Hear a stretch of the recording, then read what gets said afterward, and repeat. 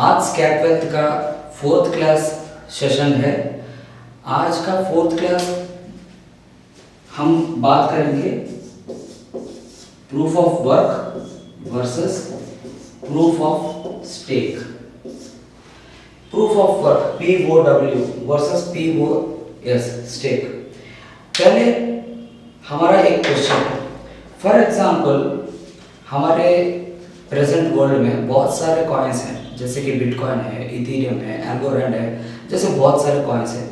अगर for example bitcoin के blockchain में आप कोई ट्रांजैक्शन करोगे या फिर कोई बिटकॉइन आप एक लोकेशन से दूसरे लोकेशन पे बेच रहे हो, तो कौन सा सिस्टम चलेगा? At the same time proof of stake मतलब एल्गोरैंड ब्लॉकचेन में अगर ALG एल्गोरैंड ब्लॉकचेन में आपने अगर कोई कॉइन को ट्रांसफर किया है, क्या फिर यह दोनों कॉइन ट्रांसफर एक ही जैसे होता है? बिल्कुल नहीं। बिटकॉइन ब्लॉकचेन में जो ट्रांजैक्शन होता है वो उसका जो तरीका है वो अलग है, और एल्गोरैंड में जो ब्लॉकचेन का ट्रांजैक्शन होता है वो अलग है। फॉर एग्जांपल आपने ये से B, आप एक बंदा A हो जिसने एक बिटकॉइन ट्रांसफर किया है B को। द सेम वे एक बंदा एल्गोरैंड ब्लॉकचेन में एक कॉइन ट्रांसफर किया है B को।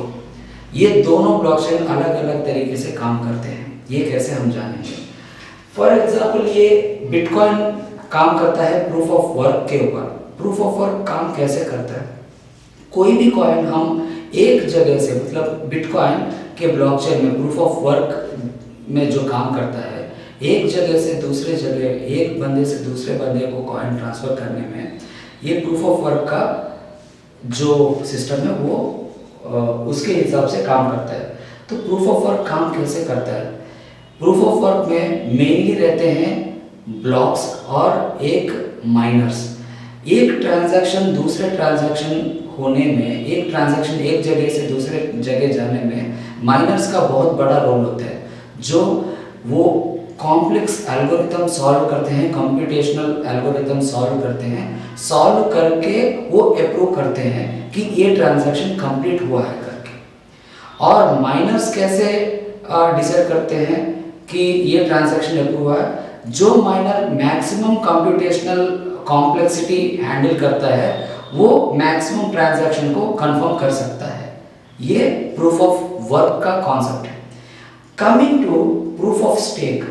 क्या प्रूफ ऑफ स्टेक ऐसे ही काम करता है? नहीं, प्रूफ ऑफ स्टेक अलग तरीके से काम करता है। प्रूफ ऑफ स्टेक में होता है, फॉर एग्जांपल कोई भी बंदा the maximum number of coins जिसके पास होते हैं, फॉर एग्जांपल एल्गोरैंड को देख लेंगे, ALGO एल्गोरैंड में जिस यूजर के पास मैक्सिमम कॉइन्स रहेंगे उस यूजर को मैक्सिमम ट्रांजैक्शन का अप्रूवल देने का अपॉर्चुनिटी मिलता है। मतलब the more you hold the मतलब ये मैक्सिमम कॉइन कैसे रहेंगे?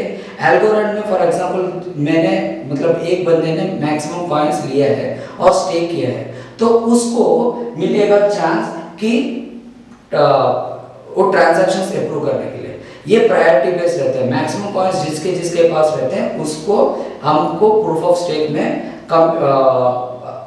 एक ट्रांजैक्शन कंफर्म करने का चांस मिलता है और उसको रिवार्ड मिलता है। ट्रांजैक्शंस माइनर्स, यहाँ प्रूफ ऑफ वर्क में माइनर्स हैं और इनको क्या रिवार्ड मिल रहा है? बिटकॉइन मिल रहा है। ये माइनिंग करने से रिवार्ड बिटकॉइन मिल रहा है। द सेम वे यहाँ जो ट्रांजैक्शन कंफर्मेशन करते हैं ये प्रूफ ऑफ स्टेक में, इनको क्या मिल रहा है रिवॉर्ड में? इनके कॉइन्स मिल रहे हैं, नेटिव कॉइन्स मिल रहे हैं। Coming to proof of stake, proof of stake में ये रैंडमली सेलेक्ट होता है। बहुत सारे 1 2 3 4 5 6 7 बहुत सारे लोग हैं, इनके बीच में रैंडमली सेलेक्ट करके इनको कौन ट्रांजैक्शंस को कंफर्मेशन करेगा ये डिसाइड होता है।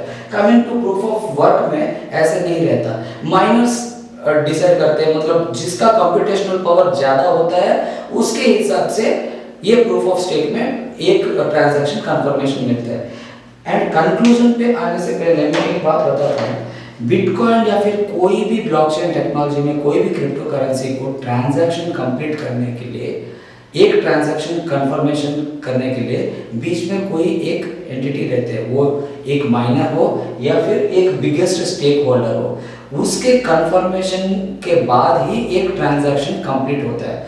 ये लोग क्यों कंफर्मेशन करते हैं? क्योंकि इनको वो जो कॉइन है वो रिवार्ड में मिलता है। यही कारण है प्रूफ ऑफ वर्क में एक तरीके का ट्रांजैक्शन कंफर्मेशन होता है और प्रूफ ऑफ स्टेक में एक तरीके का ट्रांजैक्शन कंफर्मेशन होता है। ऐसे ही proof of work, proof of stake के अलावा बहुत सारे हैं, प्रूफ ऑफ हिस्ट्री है, बहुत सारे अलग अलग ब्लॉकचेन्स है जो एक एक अपने ओन टेक्नोलॉजी को, अपने ओन प्रोसेस को यूज करके डिफरेंट प्रूफ से वो ट्रांजैक्शंस को कंफर्मेशन करते हैं।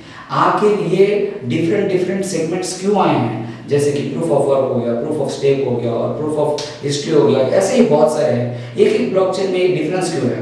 ओनली टू इंक्रीज ये स्केलेबिलिटी प्रॉब्लम को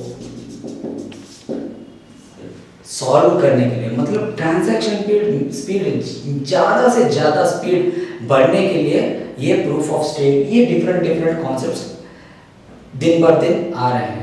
और scalability is the biggest problem अभी क्रिप्टो करेंसी में है। फॉर एग्जांपल मैंने एक ट्रांजैक्शन किया है, इसी स्केलेबिलिटी के वजह से ये प्रॉब्लम बढ़ रहा है, जैसे कि मर्चेंटाइज नहीं हो रहा है। जैसे कि देखिए बिटकॉइन का आजकल रेट बहुत फ्लक्चुएशन होता है, उसके वॉलेटाइल नेचर बहुत ज़्यादा है। मैं जाकर कोई 50 रुपये का आइटम खरीदने के लिए प्लान कर रहा हूँ और जिस टाइम पे मैं ट्रांजैक्शन किया हूँ और अगर वो 2 घंटे के बाद कंफर्मेशन होगा तो 2 घंटे के बाद वो 50 रुपये ज़्यादा भी हो सकते हैं और कम भी हो सकते हैं।